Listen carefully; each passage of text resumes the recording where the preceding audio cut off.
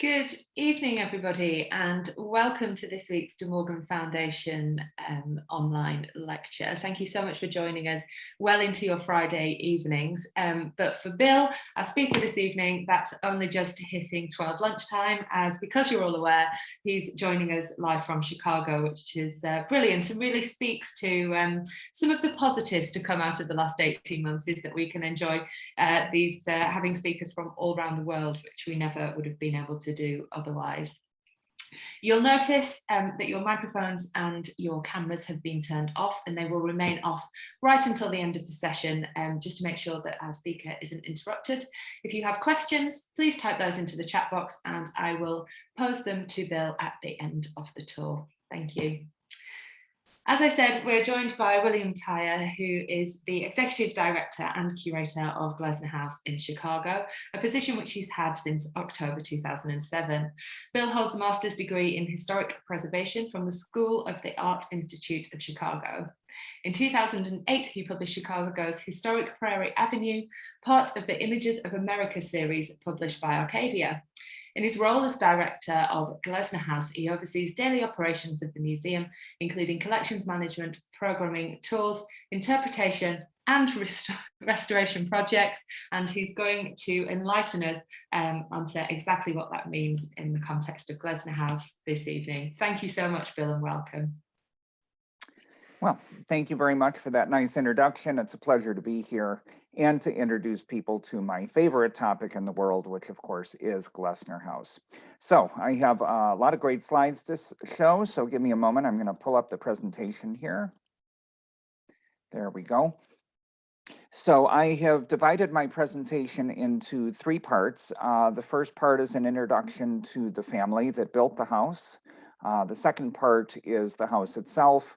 And then the third part, which is the real crux of today's talk, will be a look at how English arts and crafts and English design in general really influenced a lot of the decorating choices that were made by Frances Glessner. So first we will take a look at the family, which included John and Frances and their two children.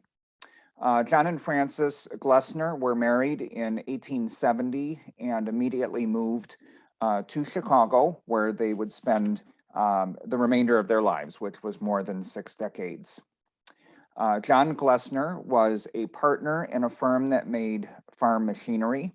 It was known as Warder, Bushnell, and Glessner, as you see on the left. And they were known for a whole line of products, reapers and mowers and that sort of thing under the Champion brand. In 1902, Glessner's company merged with several others to form what became International Harvester, at the time one of the largest corporations in the entire world. And Glessner was made vice president and chair of the executive committee and remained in that position for about 20 years until he retired. Now, his wife, Frances, was a fascinating individual. She was a very talented craftswoman, pianist, really a Renaissance woman, so to speak. In this photo here, we see her working in the basement of the house at her silver bench. In the very early 1900s, she started taking lessons from 3 different teachers in silversmithing, and started producing huge quantities of pieces, ranging from bowls and trays to jewelry pieces. Her silver mark, which you see at the upper right, is the capital letter G, of course, for Glessner. And in the center, we have a small honeybee because one of her hobbies was beekeeping. And then a wonderful example of a sweetmeat dish that she made that you see at lower right. She also made huge quantities of jewelry. She would purchase semi-precious stones, which she would then set into a variety of chains and bracelets and brooches and rings and that sort of thing. We have 2 examples here. My favorite is the one on the left, which is these made up of these black opals, which actually read as vivid blue. And very much reminiscent of this Egyptian revival style popular at the time. She was also a very talented needleworker and executed huge amounts of embroidery, much of which remains in the house collection today. And what's interesting is many of the designs that she stitched were actually designs made specifically for her by friends who were designers and craftsmen and that sort of thing. So many of these are unique pieces. The large piece you see on the left is the bed covering in the Glessner's bedroom and is very much reminiscent of the work of Charles Rennie Mackintosh, although it was actually executed by the design was executed by a friend of hers. Together, one of the Glessner's most significant contributions to the city of Chicago was their incredible support of the Chicago Symphony Orchestra. They were two of a small group of individuals who in the early 1890s provided the funding to bring Theodore Thomas and his orchestra to the city to establish a permanent orchestra here. They became intimate friends of Theodore Thomas. They actually had adjoining summer estates on the East Coast. And you can see from the two passes on the right-hand side of the screen that he wrote these out. Mrs. Glessner had full and complete access to all rehearsals. The first one is through 1900, and then the second one was for the entire 20th century. So, and she went to pretty much every rehearsal and every performance. That was a huge part of their life. And I can't close the section about the family without mentioning their daughter, Frances Glessner Lee. She is quite the celebrity here in the United States, is generally regarded as the mother of forensic science, at the time known as legal medicine. She established the first professional training program in that field at Harvard University in the 1930s. And as part of the training program, used her skill with miniatures to build a series of 18 death scenes inch to the foot in scale, which were known as the nutshell studies of unexplained death. And these were designed to train the police officers and the others going through the training how to investigate a scene of death, which had never been really professionalized. And so a lot of deaths, the guilty went free and the innocent were convicted. And so this was really a passion of hers. You'll see in the middle of the screen in the 1940s, she was appointed the first female police captain in the United States. And kind of a little fun tie-in is she considered the British system of investigation to be the best in the world. And she collaborated a lot with Scotland Yard, made quite a number of trips to England, and actually sponsored an annual scholarship where an American state police officer would be able to spend a year at Scotland Yard learning their methods. On one of her trips to England, because of her interest in miniatures, she went to Windsor Castle to see Queen Mary's doll's house, which we see here. She was particularly enchanted by the motorcycle, which actually operates, but in writing a letter to her son, who was back home in the US, she said, the dollhouse was quite wonderful, but I think I could have done better myself. And if any of you are regular attendees at the Welcome Collection, you might remember a few years ago, there was a program called Forensics, the Anatomy of Crime. And one of Frances Lee's nutshell studies actually traveled to London for that exhibition, the model that you see here on the left. And I always thought she would have been very pleased with that, knowing her great respect for the British investigation methods. Now we're going to take a look at the house that the Glessners commissioned, which is located on Prairie Avenue. This is about 2 miles south of downtown, the main business district of the city, and very close to the shore of Lake Michigan.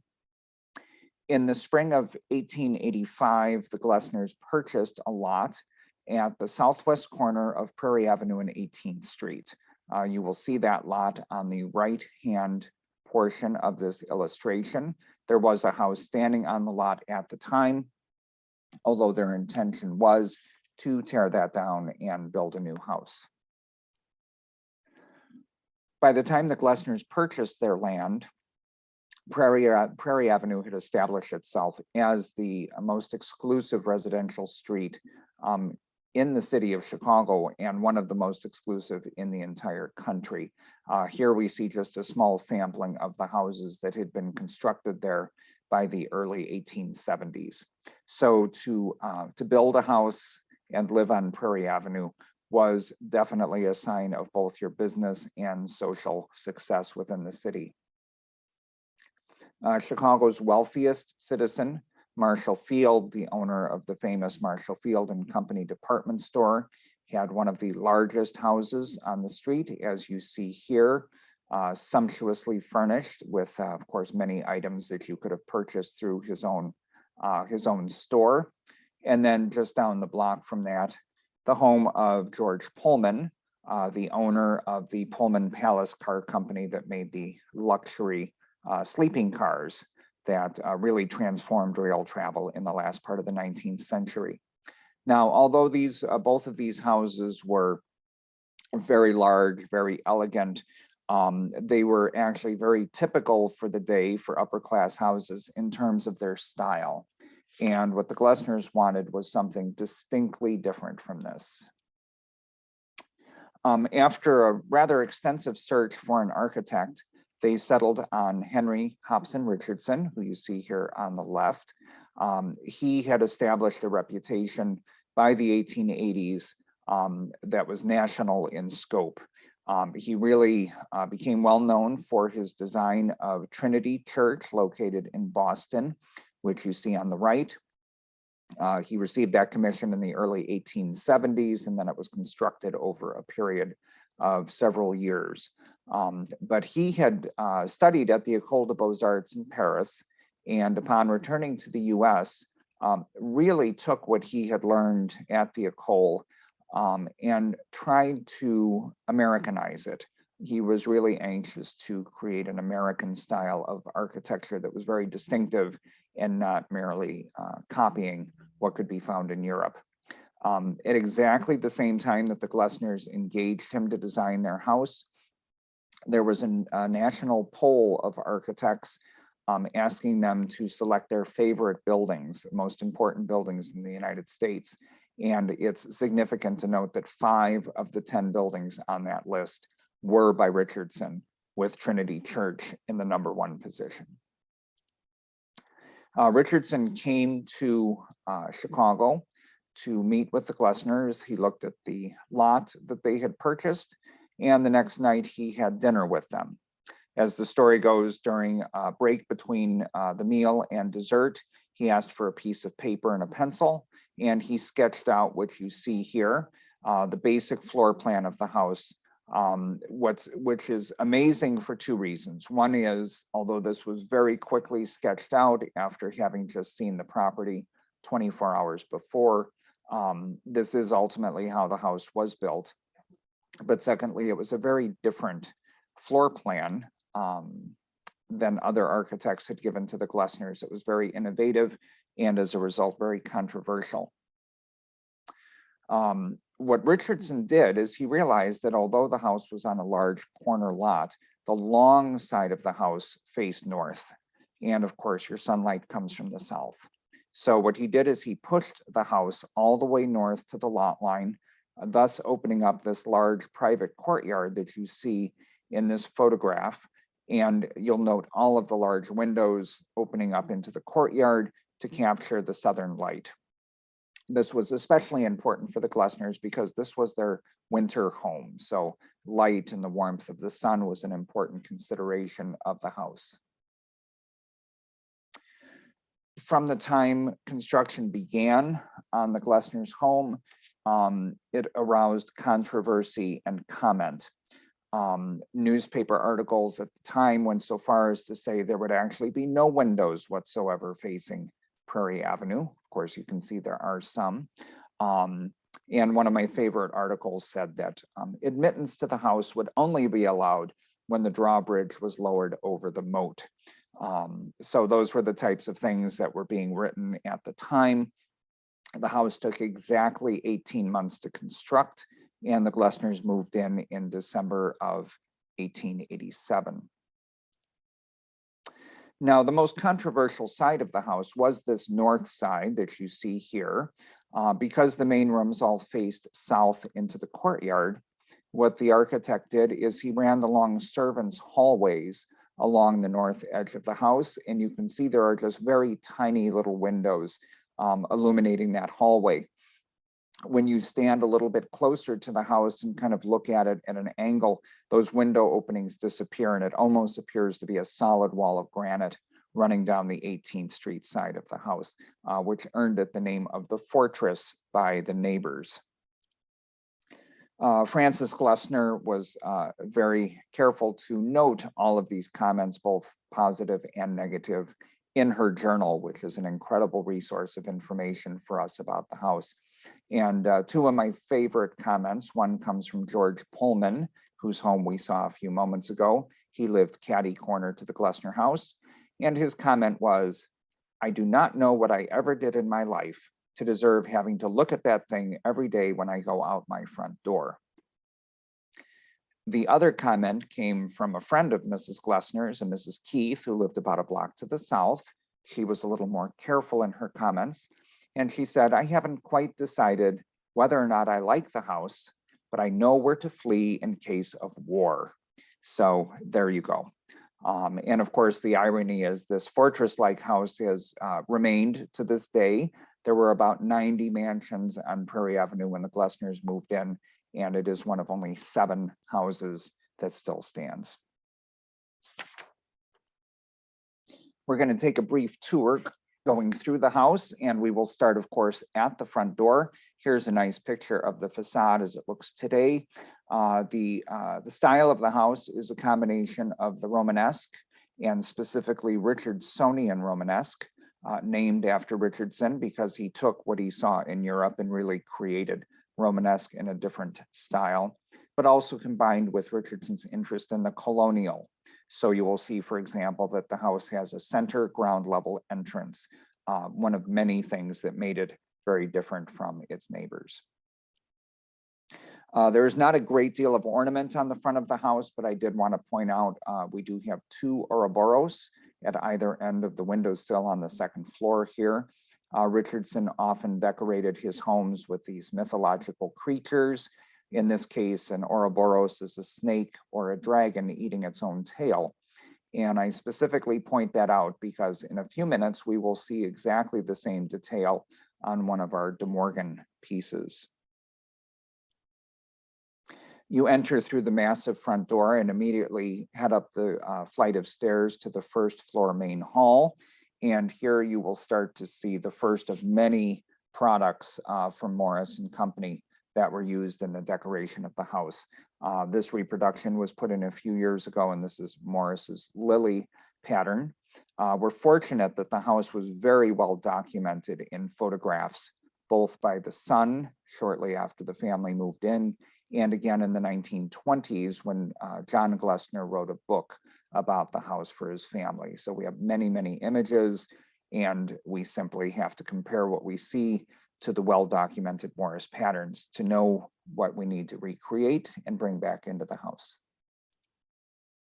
Once you get to the top of the stairs, you will see the large main hall, a beautiful bright space. It has windows facing into the courtyard, and another Morris rug that you see in the foreground here, a Hammersmith rug that we'll talk about in a few minutes. The welcoming fireplace that you see off to the left of the stairs. They did a lot of entertaining and wanted a large space to welcome their guests. Frances Glessner's request of the architect was also that he preserve the cozy feeling of the house they were living in at the time they met with him. Although this house was to be much larger, she wanted to preserve that, and you get a real sense of that looking at this room. The materials that are used, the scale of the space does preserve that. The main hall is actually a 2-story space. You'll see the space we just looked at below, and directly above that is the second floor hall. which is surrounded by a series of doorways leading into family and guest bedrooms. When the Glessners would do larger entertainments, they would use both the first and second floor together as one large space. In this image, you also get a nice view of these beautiful carved balusters on the main staircase. They're actually carved in 5 different designs that repeat. There's 5 balusters per stair, so that's how they selected 5. Going back to the first floor, somewhat unusual was the fact that the Glessners requested that their principal bedroom, which they did share, be placed on the first floor, facing Prairie Avenue. You will see as we look at some of the bedrooms during the presentation that they are pretty much full Morris interiors. Here we can see Morris wallpaper, draperies, and upholstery fabric on the 2 chairs. And we have been able to reproduce these, as noted earlier, based on historic photographs. Now, stepping back into the main hall and going to the other side of the entrance, we're taking a look into the Glessners' library. This was a very special space for them. This was a space where they spent a lot of time together. And it's interesting to note that many of the details of the space were actually based on Richardson's office and library, where they had met with him and they loved the room and asked for basically a copy of the space here. And we'll see his office a little bit later on. Here we have stepped inside of the library, and you can see that it is dominated by this huge partner's desk in the foreground. Now, one of the things that was unusual about the Glessners' library is the fact that it was shared and used equally by both John and Frances Glessner. In the other big houses on Prairie Avenue, the library was always the man's room where business would be conducted. But Richardson knew that this would be used by both of them. The desk was a part of the design of the space and is actually one of the few things that has never left the house because it is built into place. Moving to the other side of the hall, we're now going into their main entertaining space, their parlor or music room. And people are often surprised that this is, in fact, the main entertaining space. The house as a whole is about 17,000 square feet. So very spacious home, but yet the space here really comfortably holds a much, much smaller number of people than you would expect for a house of that size. But this reflects the Glessners' entertaining habits. They, although they entertained frequently, they much preferred to entertain on a smaller scale where they could really interact one-on-one with the guests that had been invited.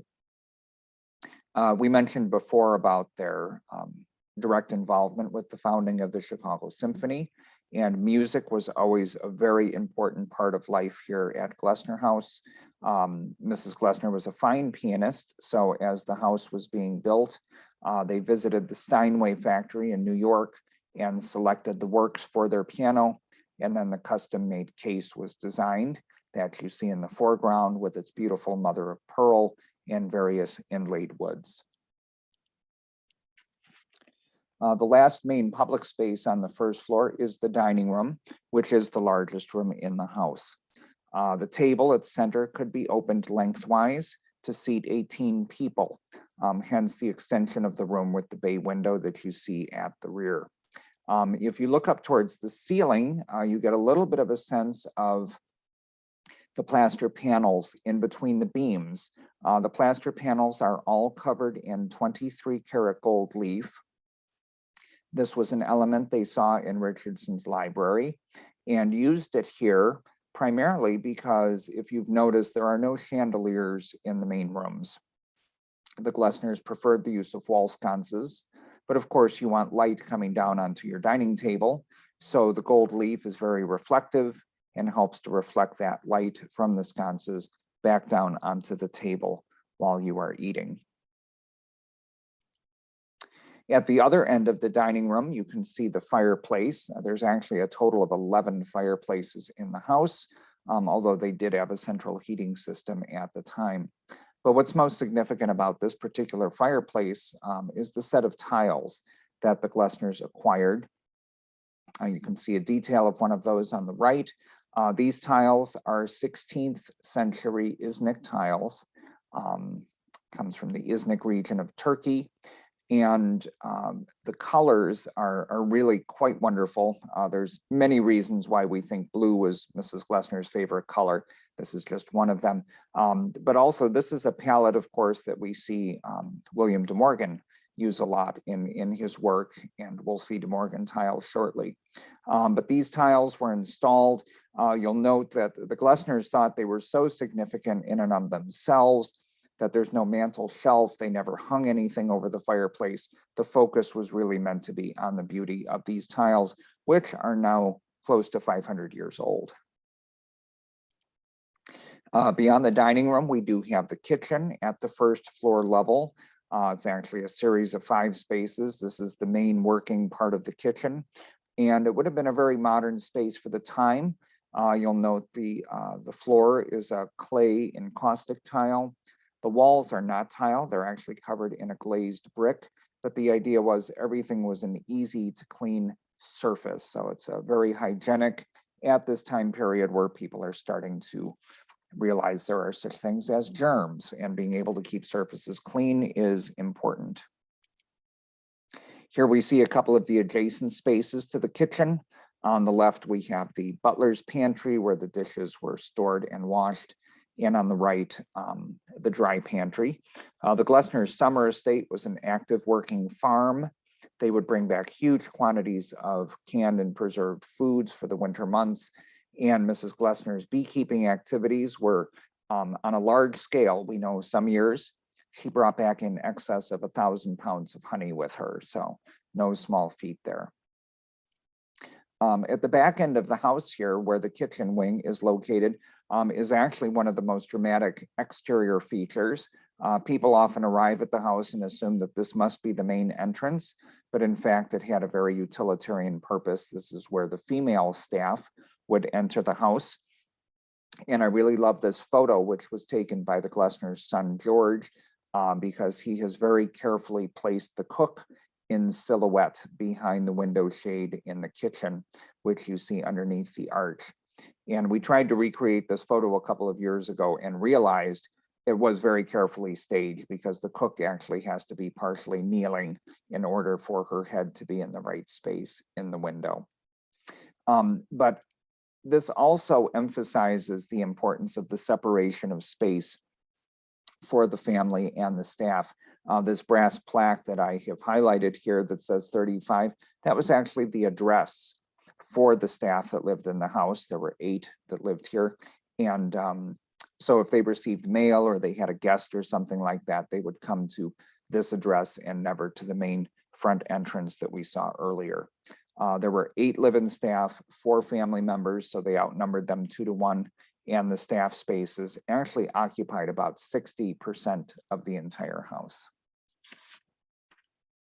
Now, for our third part of the presentation, we're going to take a look at how English design, and specifically the English arts and crafts movement, impacted how Frances Glessner decorated her home. And probably the earliest inspiration for Frances Glessner was this man whose name was Isaac Scott. He was actually an American and came to Chicago in the early 1870s. He advertised himself as a medievalist, a wood and metal worker, although the vast majority of the work that he did was, in fact, in wood. The Glessners first met Scott in 1875 at what was known as the Interstate Industrial Exposition, and he was exhibiting several pieces of art furniture. They acquired photographs of the pieces, one of which is shown here. They were particularly enamored of this bookcase that he had designed and carved, and so they ordered a copy of it for their home. Of course, this is about a decade before they moved to Prairie Avenue, so for their previous home. And here we see the bookcase that he completed for them.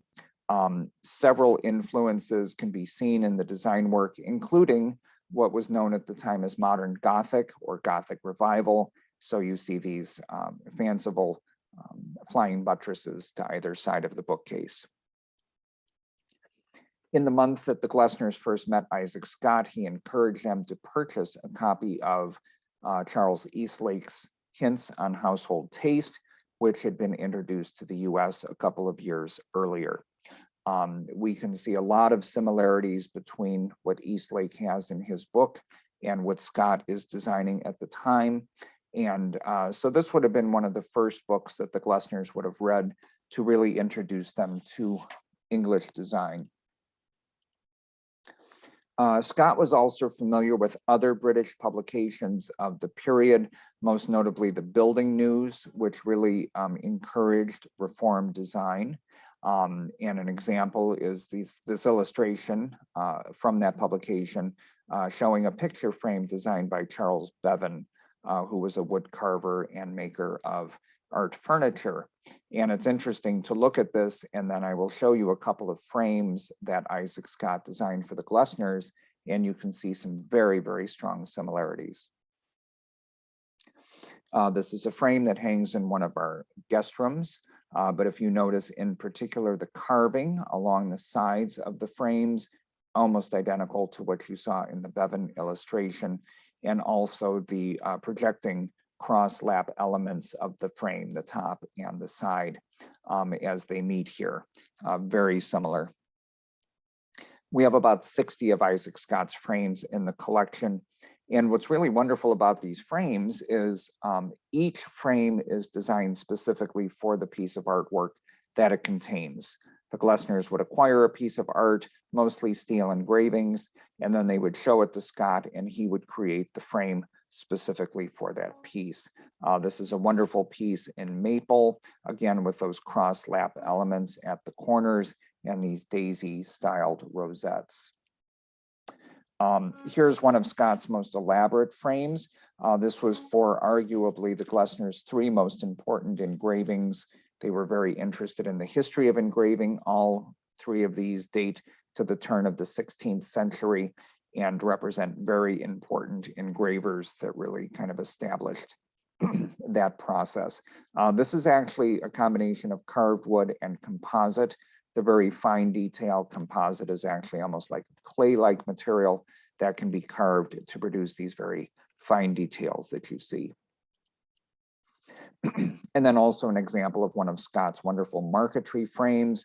You can see the daisies and stylized foliage at the upper left, and then these little butterflies kind of flying around on the right side and the bottom.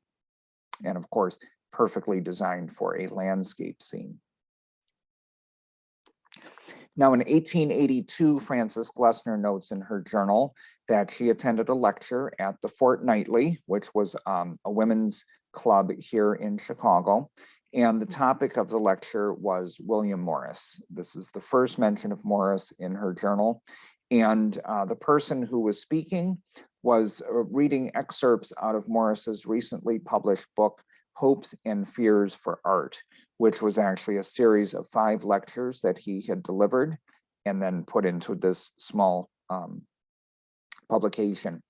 And one of the things I think is interesting that he talks about in the section about architecture is something that really impacted Frances Glessner when she thought about decorating her Prairie Avenue home and how what she puts into the house really ties together with the building itself.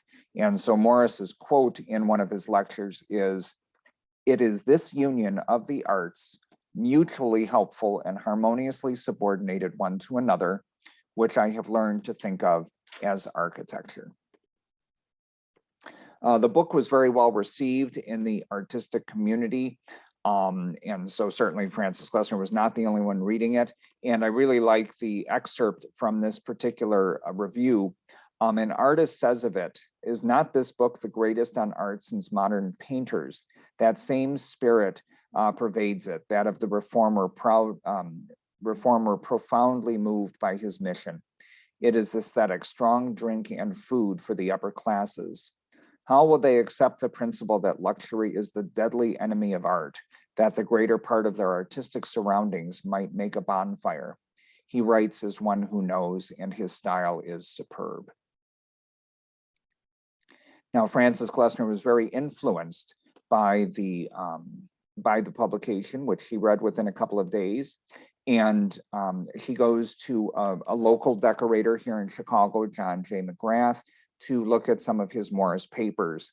This is an advertisement of the time period, and you'll note it says at this time, McGrath's was the only house in America following the ideas of Morris, Eastlake, and Dresser. She found some wonderful wallpapers, but said they were too expensive, so she did not buy anything at that moment. But I also like this notice that came out a few years later, where it is mentioned that Mr. McGrath is the only importer outside of New York who has the enterprise and moral courage to take hold of the highest decorative material made by Morris. So Frances Glessner apparently had great moral courage in her interest in his works. Now, although she did not buy any Morris products at this period, she was already starting to bring some English items into the house. This is the library of their previous home, this wonderful mantelpiece, which Isaac Scott had designed for them. And if you look very closely above the firebox, you will see a series of 5 painted tiles. This is the set of tiles. These are they tell the story of Lancelot and Elaine, taken from Tennyson's Idylls of the King. They are beautifully done and are believed to be the work of Henry George Alexander Holiday, an important member of the Pre-Raphaelite movement. They are not marked, but they're very similar to his work, and we do believe that they were by him. There was actually a wonderful retrospective of his work a number of years ago at the William Morris Gallery at the time of the 150th anniversary of his birth. And he's probably best remembered today for a series of tiles he did based on the story, The Little Mermaid.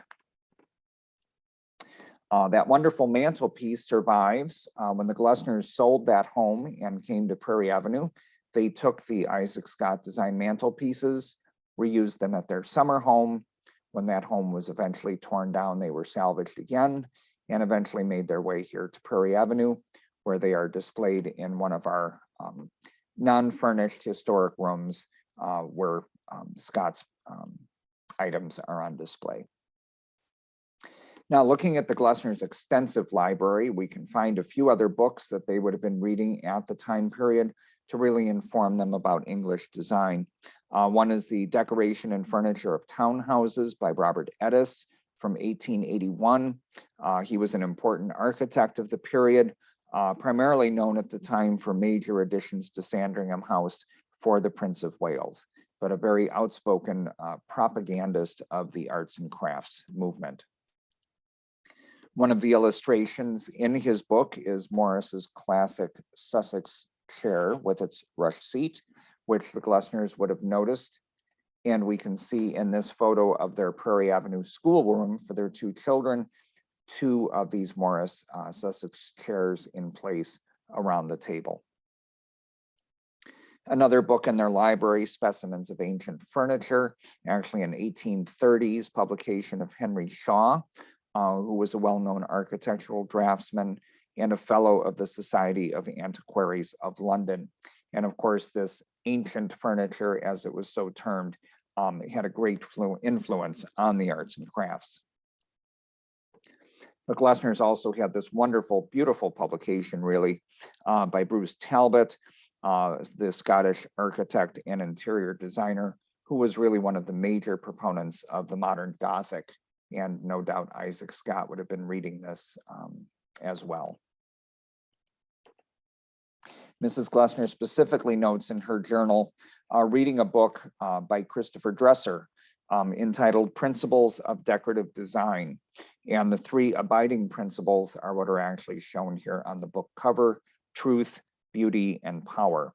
And Dresser really does a long discussion about how ornament can and should be applied to what he termed the industrial manufacturers or items that are being mass produced.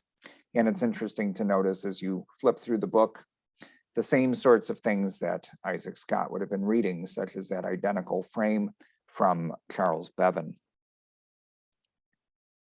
There are several books in the library by Walter Crane. I particularly like this one for its very decorative cover.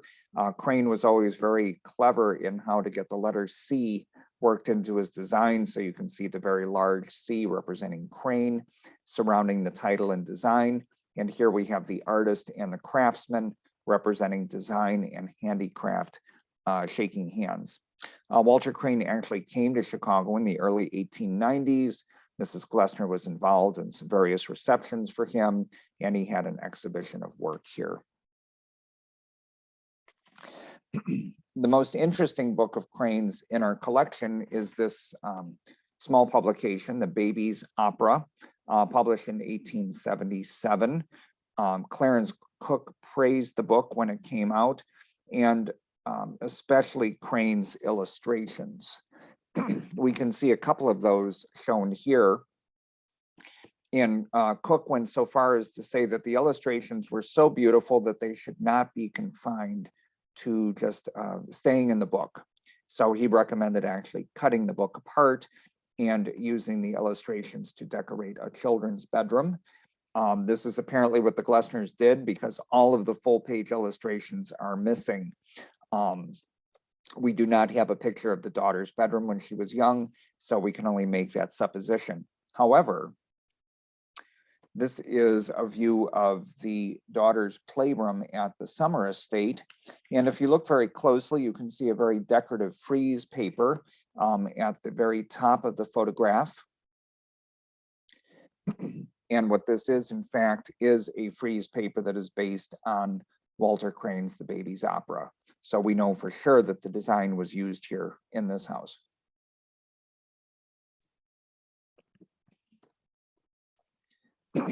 Now, you might ask what Frances Glessner thought of Oscar Wilde and his views on decorating and taste.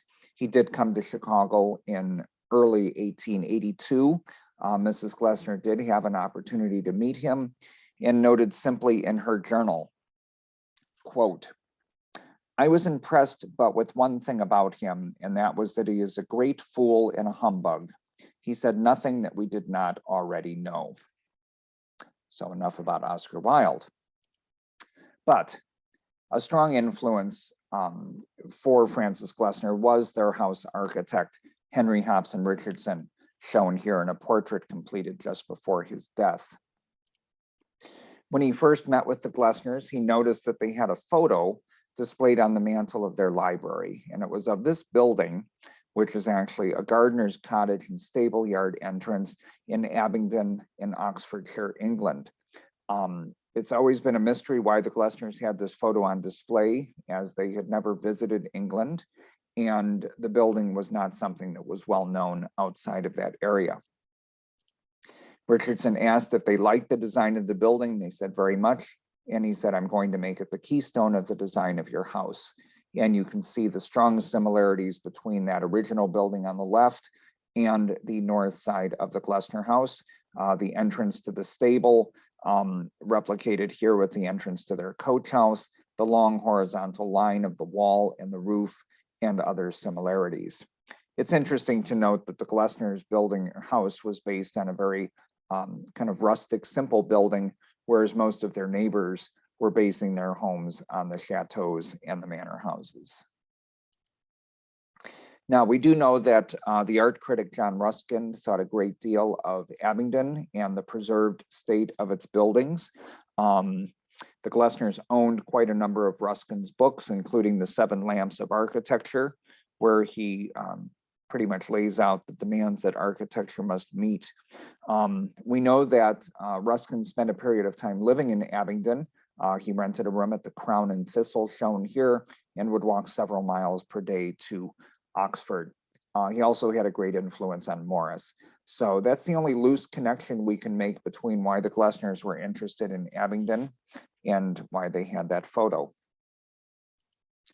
Now, in 1882, architect Henry Hobson Richardson did go to England, and one of the things he specifically wanted to do was to meet with both William Morris and William de Morgan. With Morris, he visited him at the Merton Abbey Works on the River Wandle, and also at his Kelmscott house in the Hammersmith region of London. It was a wonderful visit. Richardson was very inspired and came back and was a strong advocate of Morris's work for the remaining years of his life. He also met De Morgan and brought back a number of De Morgan pieces for his home. In 1885, the Glessners had the opportunity to meet Richardson at his home, which was outside of Boston. And here we see that space. It was an absolutely wonderful room. Richardson had constructed it in 1884. So after his visit to England and just before the Glessners came, this is the room I said was really used as the inspiration for the Glessners library. But we do see several interesting things in this space. If you look, for example, at the alcove to the left of the fireplace, which I've detailed here on the left, the portieres that are hanging in the alcove are a William Morris design known as Peacock and Dragon. The Glessners must have noticed this because when they decorated their own home, they selected the Peacock and Dragon portieres for display in their main hall, which have been recently reproduced. In this, another view of Richardson's office, if you look over the mantelpiece of the fireplace, you will see that De Morgan shows up here. We have both the tiles that form the wall behind the mantle. These are done in the rose and scroll design. And then at either end of the mantelpiece, De Morgan vase. It's impossible really to read exactly what design it might have been from the historic photo, but we can clearly see that it is exactly this form with those very distinctive handles. The Glessners, again, with this introduction to De Morgan, decided to use a number of his products here in their Prairie Avenue home, including 2 sets of fireplace tiles. This is the set of tiles that appears in the female guest room. 2 alternating tiles, the difference being one has flowers, one does not. The tiles that have the flowers do demonstrate that wonderful iridescent finish that De Morgan was so well known for. And then perhaps my favorite De Morgan items in the house, the wonderful set of fireplace tiles that appear in the Glessners' bedroom themselves. These, again, 2 alternating designs meant to go together. And we're very fortunate to have these back in the house. After the Glessners died in the 30s, their daughter actually removed most of the art tiles from the house to reuse in her own home elsewhere in the US. And it was only in very recent years that we were able to reacquire the tiles from the current owner of that house and have them reinstalled. So they've only been back in place for about 3 years. They were gone for almost 80 years. And so I always pause and look at them whenever I have a chance to go into that room. The Glessners also had this wonderful De Morgan vase. It's large, it's about 16 inches tall with these wonderful loop handles. And if you look at the sail on the ship to the right-hand side, you can see the Ouroboros. So that same symbol that we saw carved into the granite on the front of the house. We assume that is more than a coincidence that an Ouroboros shows up in more than one place. And then our last De Morgan piece is this wonderful triptych depicting a galleon done in red luster. This design was designed in the 1870s, very early 1880s by De Morgan. And this is actually what first connected me with Sarah Hardy and the De Morgan collection, because there are a couple of these similar triptychs there, as well as Whittock Manor. And there was actually one of these triptychs made for Lewis Carroll, the author of Alice in Wonderland, for his fireplace at Christ Church, Oxford. Now, looking at some other Morris products that were used in the house, this is the very large, what is known as Hammersmith rug, which filled that large main hall space that we saw earlier. Here we have a color photograph so you can see what it looks like. This is one of the pieces that the family later donated to our Art Institute of Chicago here. And I'm very excited because it will actually be going on public display there in December for the first time in well over 30 years. And it's just a spectacular piece. It was acquired by the Glessners through Marshall Field and Company, which did start carrying some Morris products around the time the Glessners were building their house. And you'll notice in this ad, it actually says that Marshall Field is under direct contract to be the exclusive seller for these Hammersmith rugs being produced by Morris. They purchased other Morris products through Field as well. Here we see his Kennet pattern fabric as it is installed on the windows in the parlor.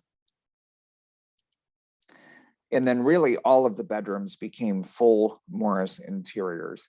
This is the corner guest room used by married couples or men. And you can see Morris's sunflower on the walls, a different Morris pattern on the drapes, Morris upholstery on the desk chair, and what we believe is a Morris designed carpet on the floor. Just a few years after they moved in, they had to rewire the house for electricity. And so this is actually the same room. And it's interesting to note that they selected a different Morris wallpaper when they redid the room. And this was actually a brand new paper. So this was a design that would not have been available when they first decorated the room. So they were clearly staying very current on new products coming out of Morris. And here we get a view of that room today. Fully restored, and of course that is that second wallpaper design, double bow, and the other elements that you saw in the historic photo. Here we see the son's bedroom. This has Morris poppy wallpaper and tulip drapes. This is our most recent restoration project. This was just finished off in the spring of 2021, one of our kind of COVID projects we were able to take care of while we were closed for a period of time. And perhaps our most complete Morris interior is the bedroom of the Glessner's daughter, Fanny. And you can see here actually 5 different Morris designs: the wallpaper, the drapes, the carpet, the upholstery fabric, and a wonderful embroidered bed cover. Here we have another view of the same room and a detail of the upholstery fabric, African marigold, that was used here and actually in another room as well. So apparently a favorite.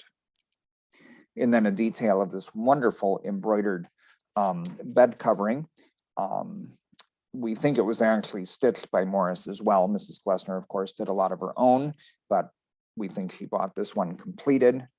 And the center was actually designed initially as a cushion cover, and it's a variation on Morris's artichoke design. After the children were married, their schoolroom was turned into a sitting room. And if you look at the sofa facing the fireplace, you can see a wonderful Morris fabric, which is known as Utrecht velvet.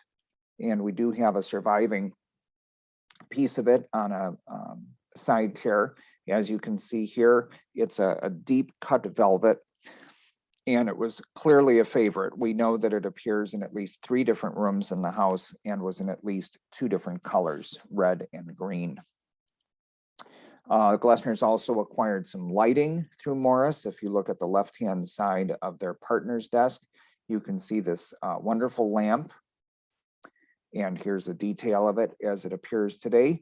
This is one of the designs of W.A.S. Benson, that wonderful metalsmith who retailed a lot of his products through Morris and Company, and of course worked very closely with him. Frances Glessner was privileged to have May Morris visit her home in Chicago in 1909. May had come to Chicago to give a series of lectures, and Frances Glessner invited her to speak to her Monday morning reading class, which is pictured here. It was a group of women, the ladies who lived on Prairie Avenue, the wives of the University of Chicago, very serious class, paid professional reader, and May Morris delivered a paper entitled Design in Costume. She might have also seen a couple of her own designs being used in the house. This is a wallpaper design called Arcadia that May Morris designed and that Frances Glessner selected for one of the guest rooms. Also, if you look in this early photo of the parlor, the portieres hanging to either side of the fireplace are beautifully embroidered, and the design is attributed to May Morris. Here we see one of those surviving portiere panels. The Glessners understood the significance of these pieces and actually donated them to the Art Institute of Chicago in 1918, the first accession by that institution of a Morris item. And here we have a couple of details. This panel will also be going on display at the Art Institute in December, which is quite remarkable because we learned that in fact it is the first time it has ever gone on public display since its donation by the Glessners in 1918. In another view of the parlor, we can see a little bit of this piano scarf, and here we see it. It also would double as a bed covering. The simple pink fabric around the perimeter is a Morris fabric known as small figure, but of course the real heart of the piece is this beautiful center panel. And this is a design of Selwyn Image, who did a lot of designs for the Royal School of Art Needlework, although we believe that the piece was actually stitched here locally in Chicago. He has this wonderful Art Nouveau feel to it, beautiful metallic thread, and is just really a spectacular piece. And then to close, I have just a couple of kind of miscellaneous related items that haven't fit in so far. So our one bit of Edward Burne-Jones in the house is a copy of his famous portrait of the pianist Ignacy Paderewski with his wonderful head of hair, which is what led Burne-Jones to want to sketch him in the first place. Paderewski actually came to Chicago to open the musical program at the World's Columbian Exposition. He had dinner with the Glessners in their home and sent this signed portrait afterwards in remembrance of his pleasant evening. We also have small items like this absolutely spectacular little pin box. It's only a little over 2 inches in diameter. It's very diminutive, but it's the work of William Hare Hassler, silversmith, done about 1907, and his products would have been retailed through Liberty of London. And then lastly, you may have noticed that wonderful wall covering in the parlor when we looked at it. It is not a wallpaper. It is actually a hand-painted decorator grade burlap that was done by the English decorator William Prettyman, who spent a number of years living in Chicago. Sadly, he did quite a few interiors here in the city, but the Glessner's parlor is the last surviving example of his work. So in that overview of Glessner House and the impact of the English decorative arts, you can see the enormous impact that English design had on the furnishing of the house. And we're so fortunate that so many of the original items are still in place so that we can really provide an accurate sense of the environment that Frances Glessner created for her family and her guests. Thank you.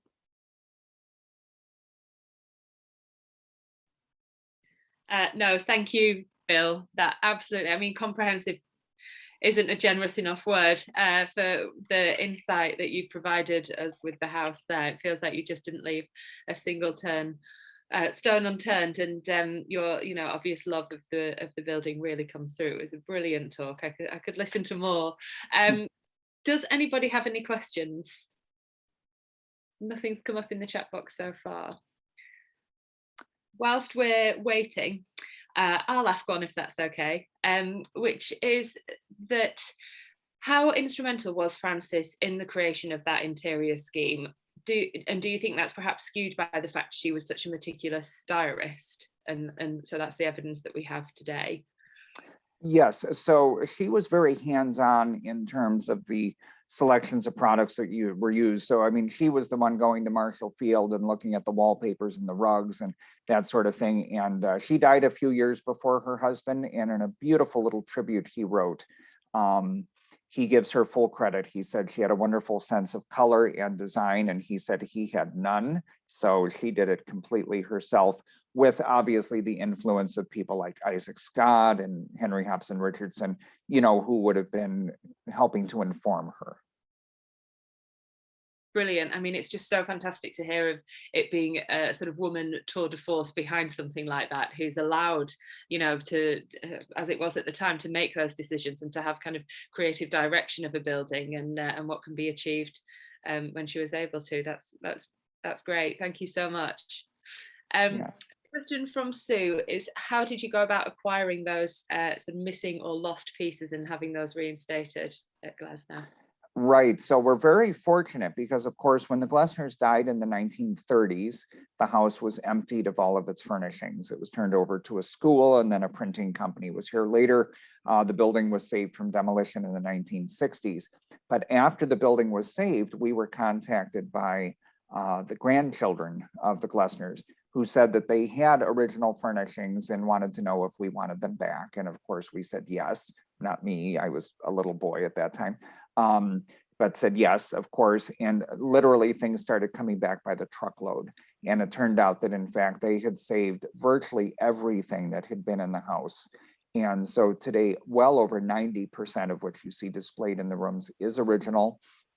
As you saw in my presentation, so many of these items were one-of-a-kind pieces made specifically for them. So that was really important.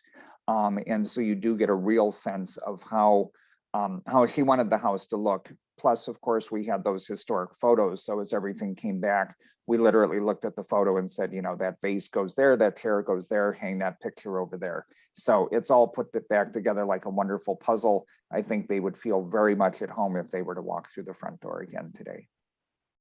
Brilliant. And that does answer someone else's question that I just missed as well about the percentage of what's original, which you've covered. So thank you.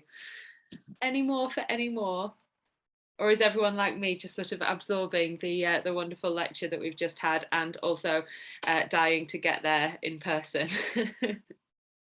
Yes, well, it'd be wonderful to have people visit.